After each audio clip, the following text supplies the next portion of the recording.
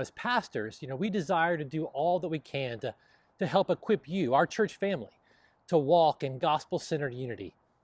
Now, given the state of the American cultural divide right now, this unity is being challenged in new ways for many of us. And so for months as pastors, we've longed to gather together as a family and openly engage on these difficult subjects, but all of the restrictions around gathering have continued to make this a deferred reality and a deferred hope.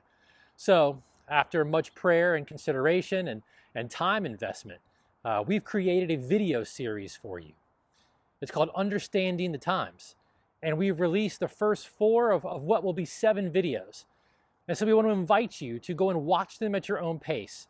And as you watch them, if you have any questions, email us at pastors@redemptionhill.org. And here, I'm going to go ahead and put in here the intro video that you'll find in the email to give you a little bit of background on what we're hoping God will accomplish through them.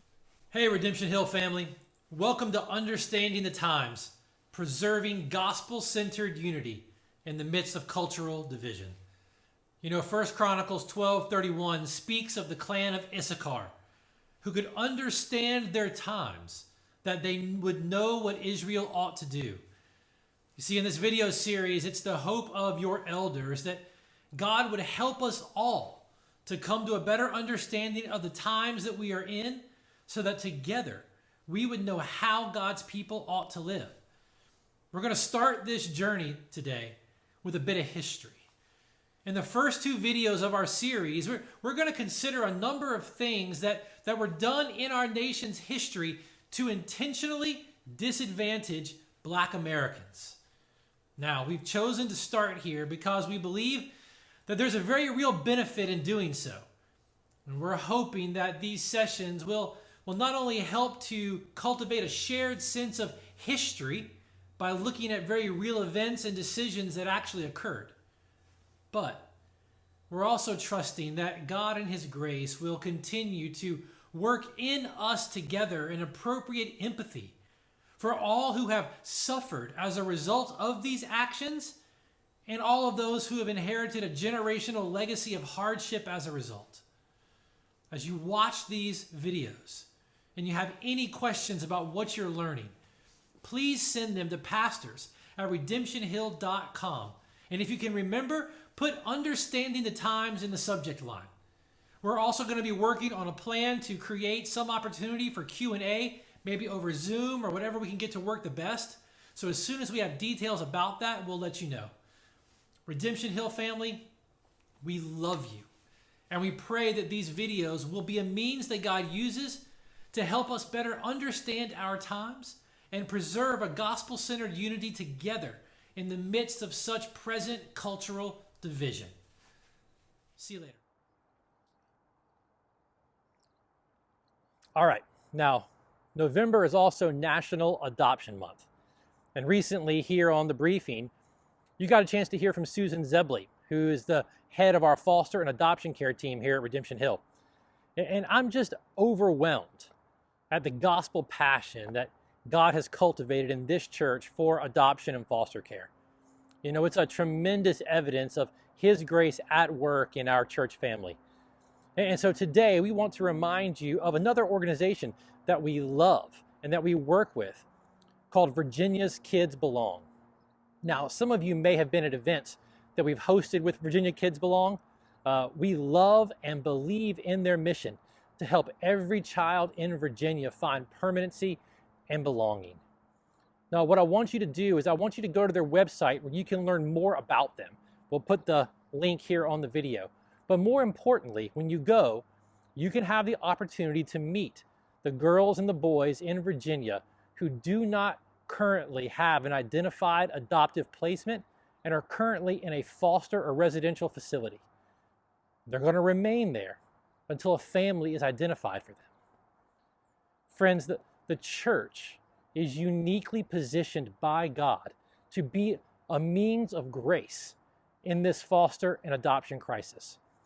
So what we'd like to encourage you to do is to take a few minutes and to go and to learn more about Virginia's Kids Belong.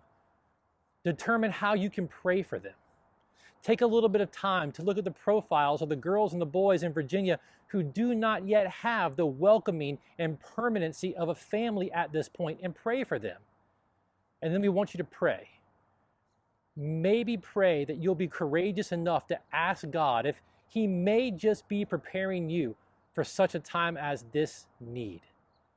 Now, before I sign off, let me just remind you that this is the last Friday briefing before Thanksgiving. And while this year's holiday festivities may be pretty different for many of us than in years past, it's not as though we don't have things to be grateful for in 2020. Gratitude is more than simply saying thank you. And in fact, you can say the words thank you and yet not have any gratitude alive in your heart. Gratitude is the feeling of joy that arises in your soul and is directed towards someone who's given you something good or done something good for you. It's directed towards their act of giving, not the gift in itself. In fact, in the New Testament, the words thanksgiving and the word gratitude come from the same root word, charis, which we translate as grace. You see, gratitude is a response to grace. Gratitude is cultivated in the soil of grace, while entitlement and much of our response to 2020 is actually cultivated in the soil of selfishness.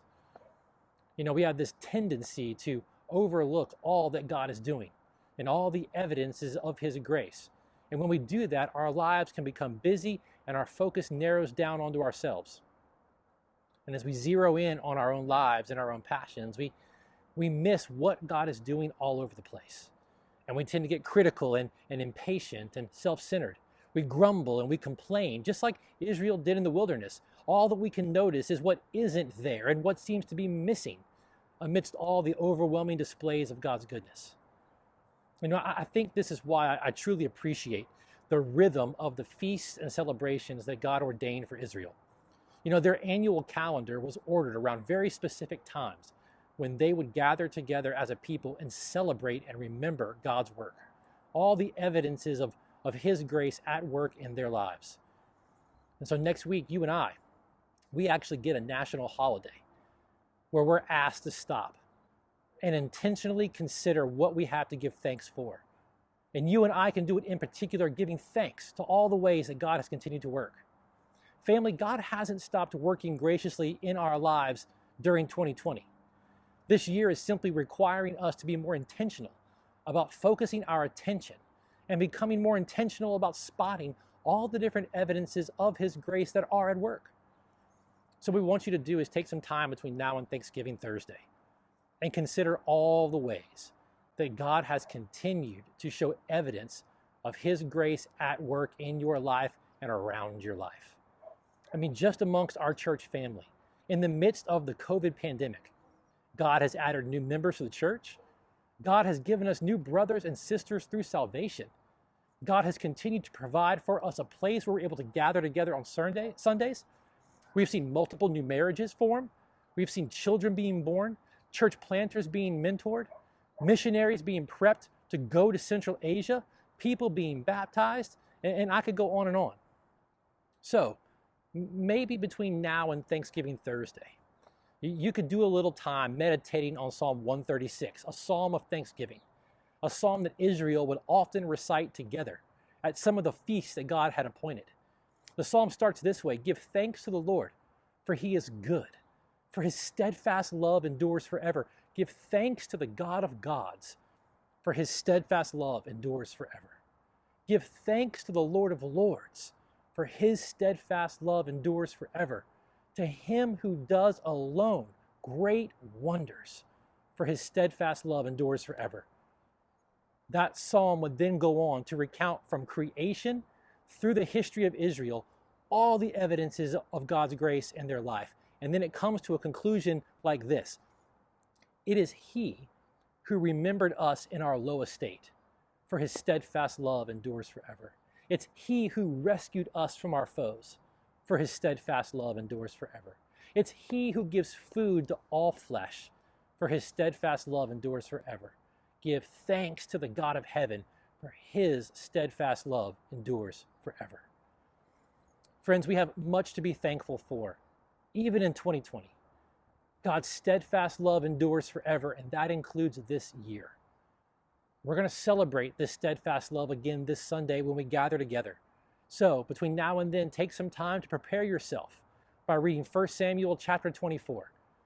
Church family, I am looking forward to worshiping with you. I love you. I'll see you then.